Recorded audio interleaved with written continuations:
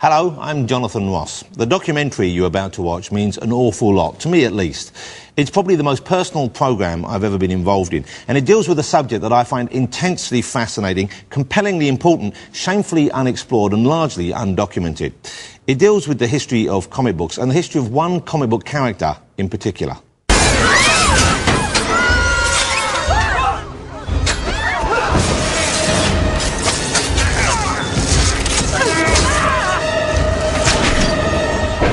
That's Spider-Man, of course. I have very little doubt that you have, at the very least, heard of him.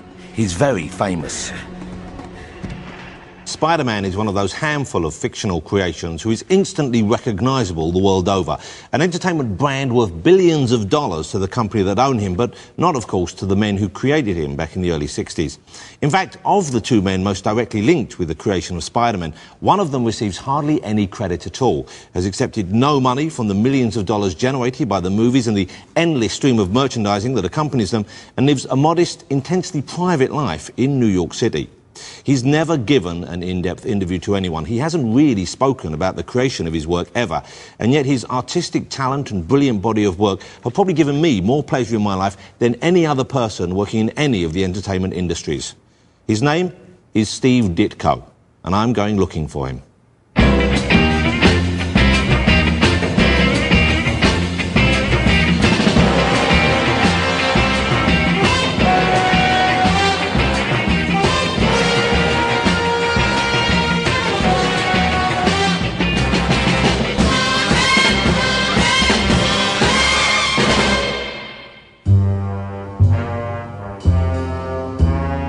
In trying to uncover the facts in this strange case of Steve Ditko, master of the comic arts, one other name occurs again and again: Stan Lee, or Stan the Man as his credit on some of the most successful and influential comics in the history of the medium read. For many years, he was considered the sole creator of such fabulous and lucrative characters as the Hulk, the X-Men, the Fantastic Four, Iron Man, and of course, the Amazing Spider-Man.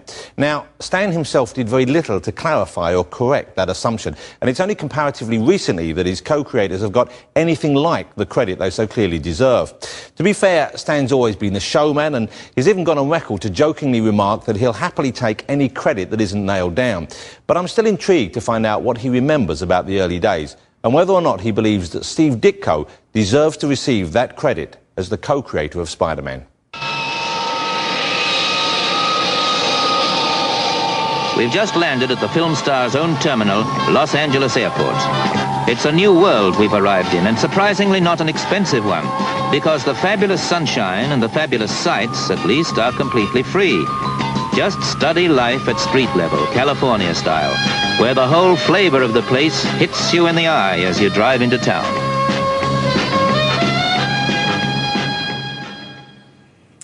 Hi, my name is Stan Lee, and I was the head writer, editor, and art director at Marvel Comics for many years.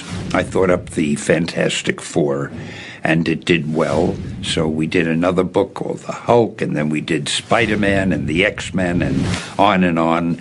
And, of course, on the seventh day, I rested.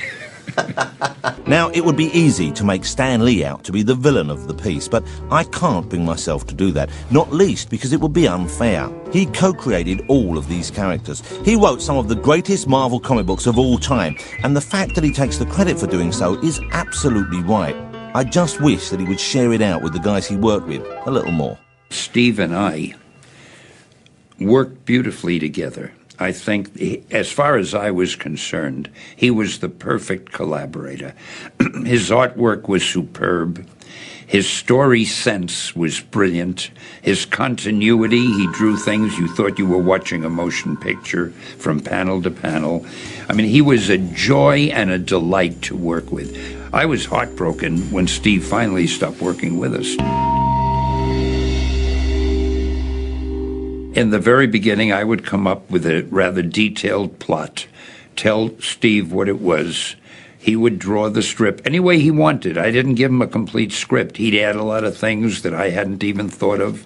And then I would get the pages of artwork, and I would put in the dialogue, trying to give everything and everyone the personality that I wanted them to have. As we moved along, I saw that Steve was so good at story that little by little, I had him come up with most of the plots. I would only say to him something like, hey, let's use Sandman as the next villain, and let's have Sandman try to kidnap Mary Jane, or whatever it was.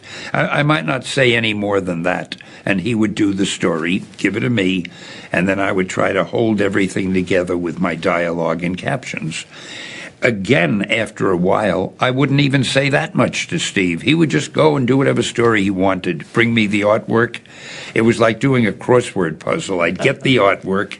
It was all something I hadn't seen before. I didn't know what to expect, but it was up to me now to put the words and captions and sound effects and whatever in and make it seem like a cohesive whole. In the past, Stan Lee has often been referred to as the sole creator of Spider-Man, something that has upset the publicity-shy Steve Ditko. He had complained to me a number of times when there were articles written about Spider-Man which called me the creator of Spider-Man. And I had always thought I was, because I'm the guy who said, I have an idea for a strip called Spider-Man, and so forth. Steve obviously felt differently, and in 1999, in a small fanzine, he depicted the two sides of the story as he saw it. This is his only known response to the claims that Spider-Man was solely Stan Lee's creation. Steve had said, having an idea is nothing, because until it becomes a physical thing, it's just an idea. And he said it took him to draw the strip and to give it life, so to speak, or to make it actually something tangible. Otherwise, all I had was an idea. So I said to him, well, I think the person with the idea is the person who creates it. And he said, no, because I drew it. Anyway, Steve definitely felt that he was the co-creator of Spider-Man. And that was really, after he said it, and I saw it meant a lot to him, that was fine with me. So I said, fine, I'll tell everybody you're the co-creator. That didn't quite satisfy him, so I sent him a letter. I put it in writing. To whom it may concern, this is to state that I consider Steve Ditko to be the co-creator of Spider-Man, along with me. Something like that. And I sent it to him, and I said, you can show this to anybody you want to. And I found out that Steve still objected to that because he felt I used the word consider. I consider Steve to be the co-creator. Apparently, he felt that wasn't definite enough. So at that point, I gave up. I mean, I haven't spoken to him or heard from him since, I don't think. But do you yourself believe that he co-created it?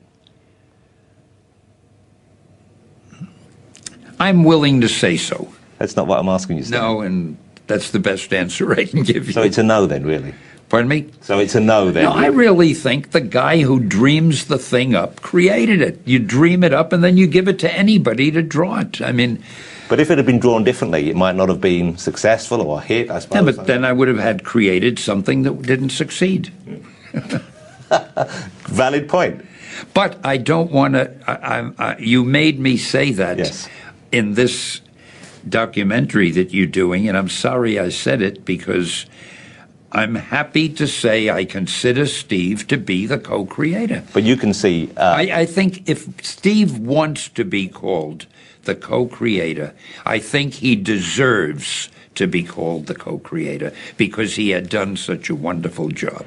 Stan has told me that he was insistent that on the movies that Steve's name be right alongside his with Spider-Man.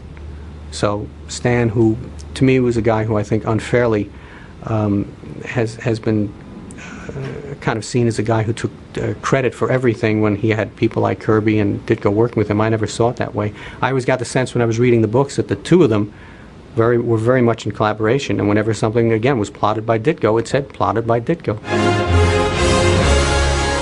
And for many...